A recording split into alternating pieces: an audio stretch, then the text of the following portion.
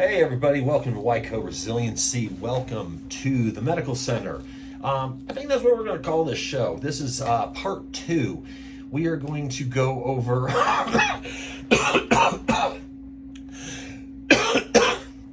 pardon me, I am fighting off a cold, something, cerveza flu, who knows. I picked up something, so please pardon the coughing. And I will be drinking liquids. But I wanted to get this video out. It's very important. I want to cover the M part of the M.A.R.C.H algorithm, massive bleeding. And with that, I want to cover TQs, tourniquets. So this right here is a genuine C.A.T tourniquet. How do I know that? There are multiple ways to tell a real C.A.T tourniquet. So let's take this apart. So if you have a C.A.T tourniquet and you haven't taken it out of the plastic wrapper, please do. And this pulling this straight, that straightens up your Kevlar band, which connects the windlass. Okay. The C clamp, that's the top, thumb to C. Always remember that, thumb to C. That's a very important topic. So right there says C.A.T. On your buckle, it will say, right there, it will say C.A.T. right along there. Also on the windlass, this is a newer one, so this is a C.A.T 7. Let's find it. I don't have my glasses on. Right there says C.A.T. That, and then also one more. Look at that. C.A.T tourniquet. That is how you can tell that it is a genuine C.A.T tourniquet. Very important. If it doesn't have those markings in those places, you have Chinese shit. Get rid of them. They break. So keep that in mind. Or if you do have one, might as well, instead of throwing them away, have 2 of them on hand, which means don't go out and just keep buying 2 of them. Spend the $30 to $35 and get real C.A.T tourniquets, okay?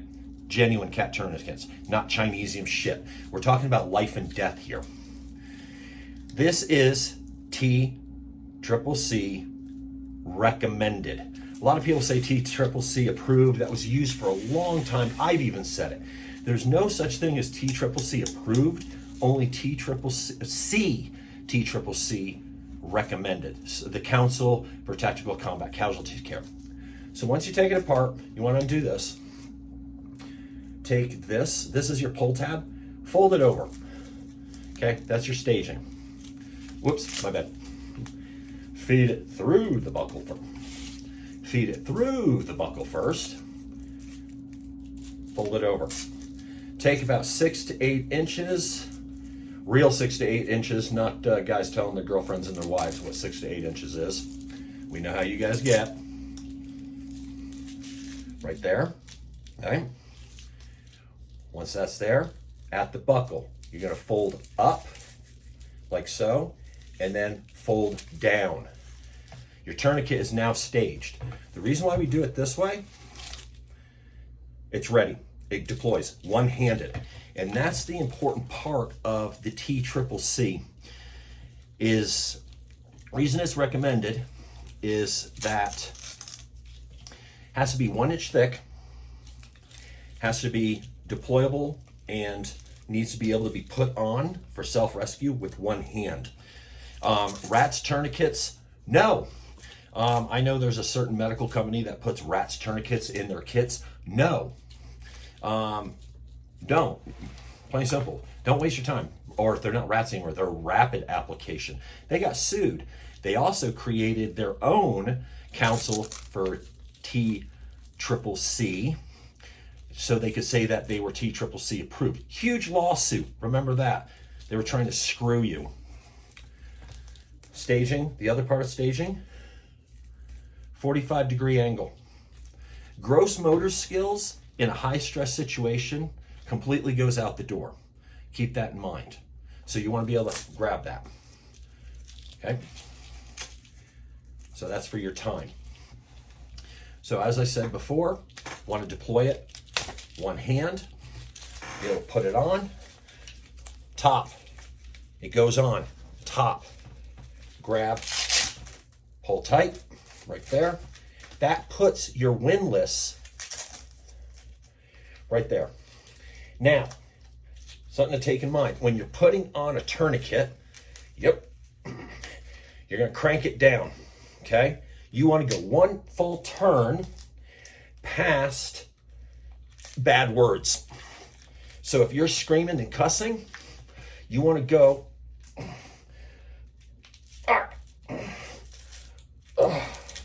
one full turn. Once you're there, this side, you're gonna bring around. Oops, sorry. It's on, the blood flow.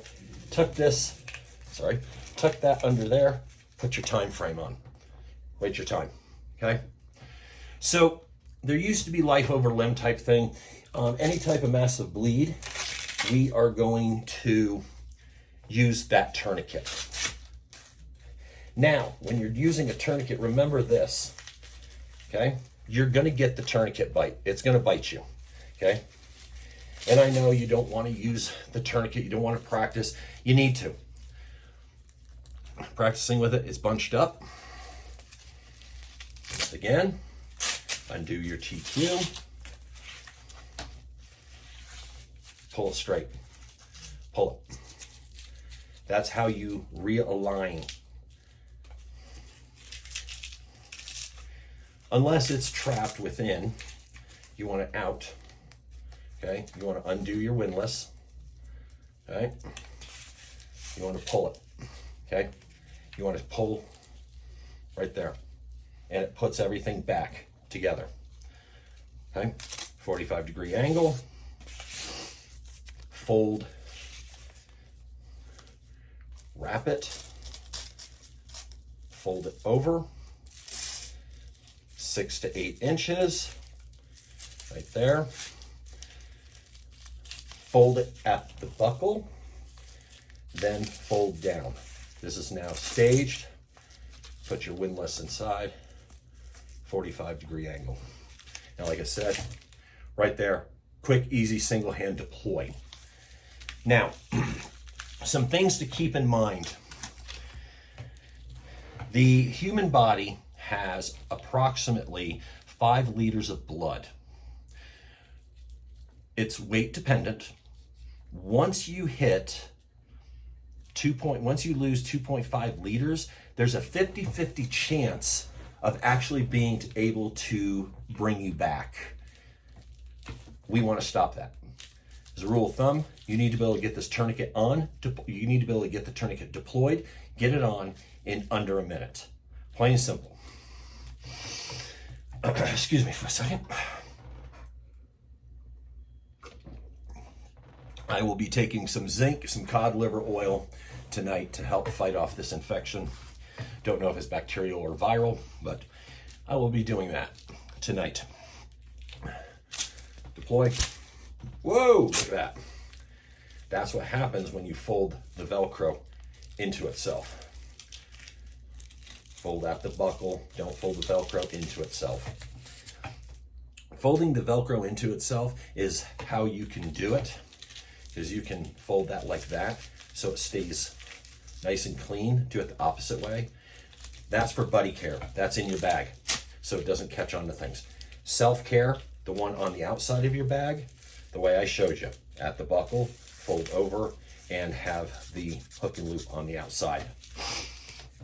So 5 liters in the human body, weight dependent.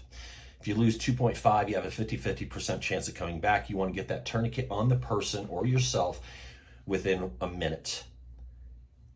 If you have a rat's tourniquet and you think you're Billy Badass, practice it. Have someone yell, gunshot, left arm, and you deploy that rat's tourniquet, one hand. The arm is injured. You can't use it. Not only the gunshot, your hand was severed, so you can't use it. One-handed. That's part of the reason why we like the C.A.Ts, because this is completely deployable one hand.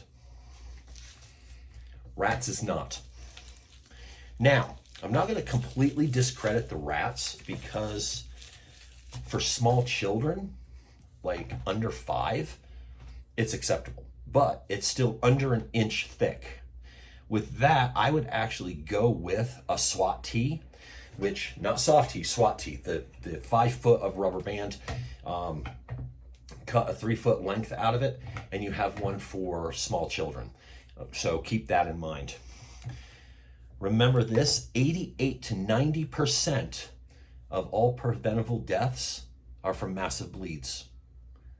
That's why we carry tourniquets. That's why I insist in your everyday carry, you have a TQ, not only for yourself, but for victims. One of the most dangerous things we do on a daily basis is drive. The chances of you rolling up on a car accident and needing to deploy a tourniquet is a lot higher than you're going to be needing to deploy one because you were in a gunfight. And if it's the opposite, you need to move, plain and simple. Because if you're getting into that many gunfights, you're in a bad area. Just saying. So that's with your tourniquet. If you have any questions, please post the comments and all that good stuff. I'll be glad to answer them. As always, if you want to play games and you want to troll stuff, I'll delete you. Plain and simple.